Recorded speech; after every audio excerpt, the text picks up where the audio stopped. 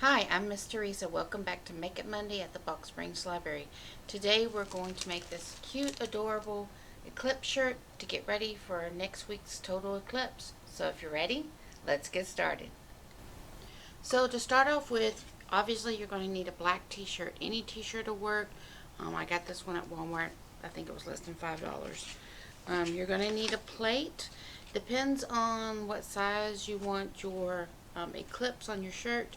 You might want to go for a small one or a bigger one. It's totally up to you. And then you're going to need some paint brushes. It doesn't matter if it's round or flat. You want something that you're going to be able to drag that paint out to make the starburst effect. And then you're going to need obviously some fabric paint. This is the yellow. It can come in tubes. It doesn't really matter. Remember, if you're getting the puffy kind, if you apply heat to it, it will puff up. Just keep that in mind. But that was all my Walmart had. I was at Walmart whenever I got the supplies. So the colors I have are yellow, white.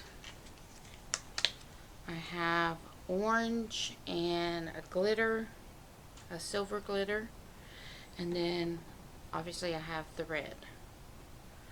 Okay, lastly you're going to need some cardboard or wax paper. In fact, I prefer you use the wax paper, so whenever you're painting and it seeps through, it will seep through. If you're using just straight cardboard, whenever you go to pull the shirt off after it dries, the cardboard can stick to your shirt, so use wax paper for that. Okay, so let's get started. First of all, with your shirt, remove any tags that you may have.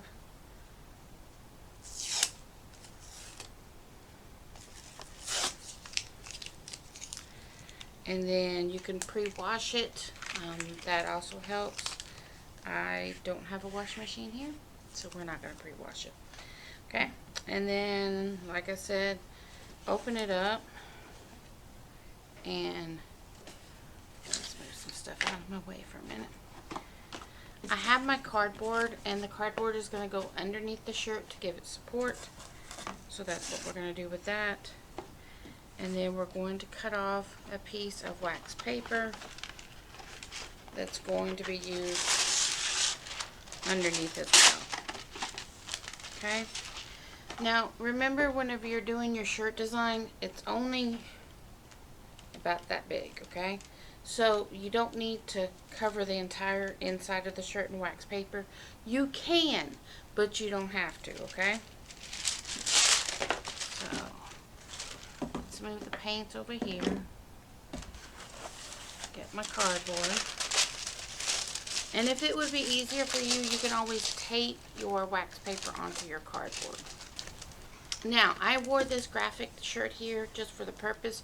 Whenever you're starting it, I don't know if I can get high enough. Whenever you're starting it, decide where you want your eclipse at, because you're not going to go all the way to the top and all the way to the bottom. You're not even going to go in center of the shirt. Where the arm sleeves are, that is kind of your center of your sight. So you kind of want your eclipse to be center where your arms end across that shirt. So that's your center line of sight when you actually have this shirt on, okay? So keep that in mind.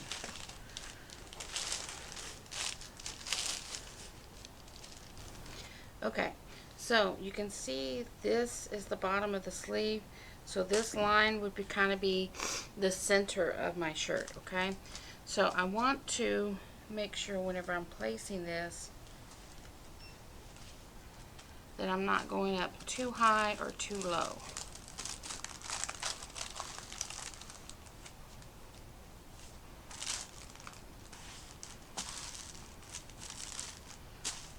And then you're going from the line of the neck down, and then that's your middle line that way. And I did drop a paint. I had to forget it. So you're going to start with that's not red, Teresa. You're going to start with the red. The red is going to go on the outside. You're going to go that as far out as you want. Then you'll go in with the orange, not as far out as the red, the yellow, and then your last part is going on the inside with the white, and then the silver glitter for the ultra inside, okay? So, let me open these up. Red, orange,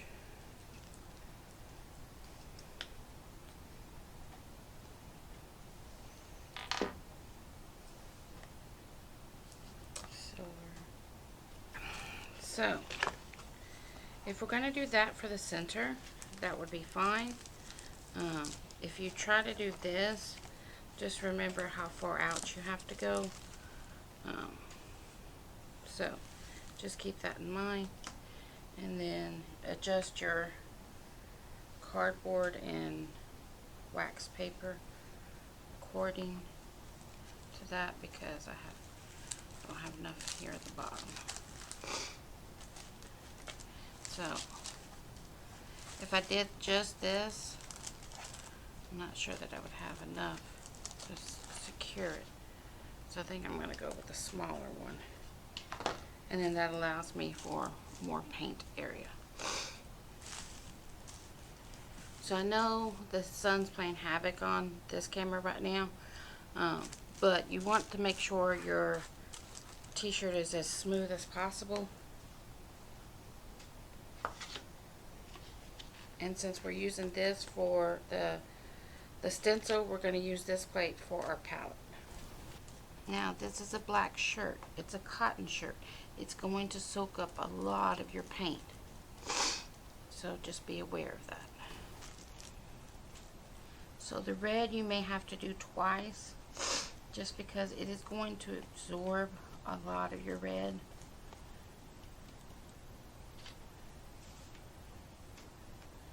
And remember, you're going to layer on top of this red, so you're more concerned with the outside than the inside, okay? Okay, this is our first layer. We're going to let this dry. We'll probably come back and put another layer on, just because it's the first one. Red does tend to soak into the black a little bit more than the other colors, and the other colors we're going to layer on top of the red, so they will pop more than the red will, okay? So we'll be back. So let's get the orange.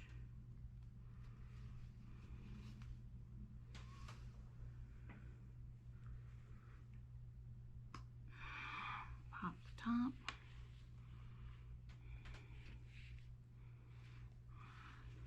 Give a squirt on our palette.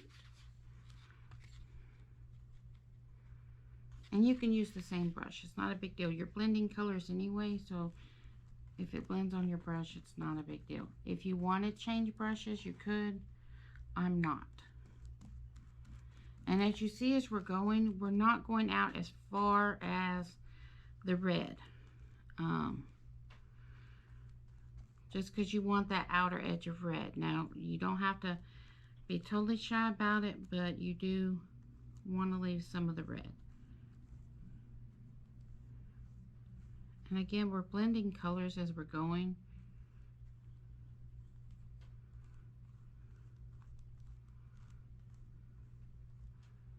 And whenever you're going, make your brush strokes so they come out as much straight and even as possible. You don't want swirls in your brush strokes.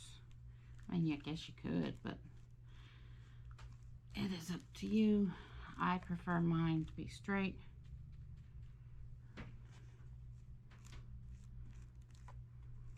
And don't be afraid to go out there with the orange. Just remember, you want to leave a little bit of the red so it is seen. And the exact color of orange just says orange. And this is one of those puff paints, so is the red. So if heat is applied to it, it will puff up. But if you just wash it in cold and hang dry it, which is really what I would recommend, then you should not have a problem with it. It's just that the fabric department that I got these from did not have a lot of fabric paint. And before you yet ask, yes, you could use acrylic. It would be permanent. It wouldn't wash out like the fabric paint doesn't wash out. However, it tends to be stiffer than fabric paint. So just keep that in mind. Fabric paint is made for fabrics, whereas acrylic paint is made for canvases. And kind of the way I looked at this was to think of a sunflower. So it blooms out. That's the kind of process you want.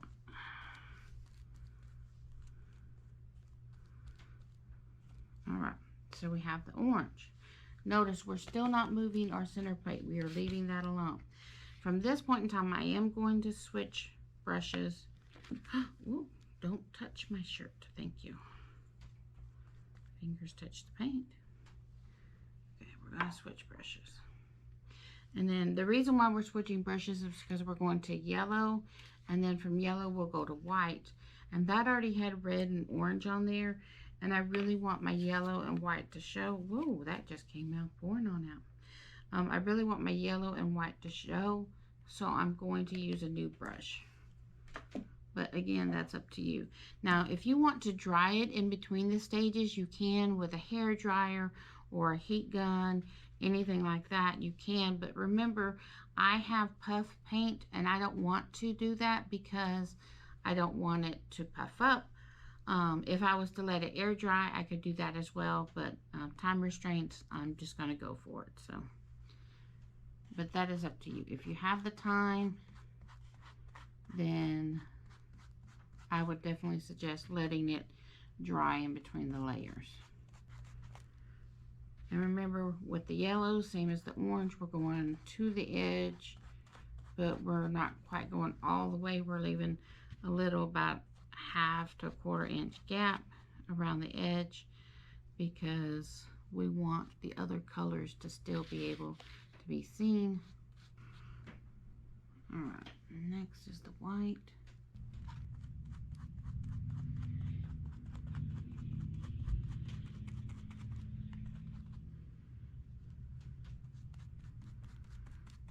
And we don't want to go very heavy with the white.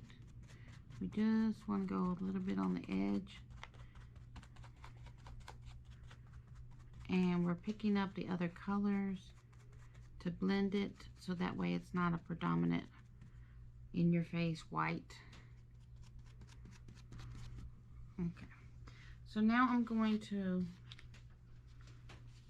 move that and try to blend a little bit more. Pick up any colors you may need. Now, at this point in time, if you wanted to pick up the white, you could sprinkle some white around for stars, however you want to do that. I'm not going to do that. I'm actually going to lift the plate. Put my brush out of the way.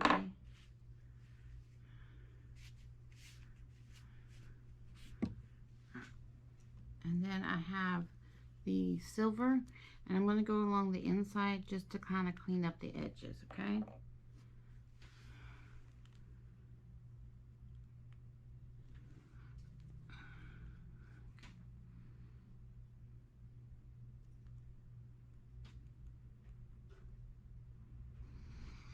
Alright, there we go.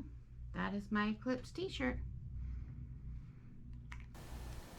Thank you again for joining us for this edition of Make It Monday at the Box Springs Library.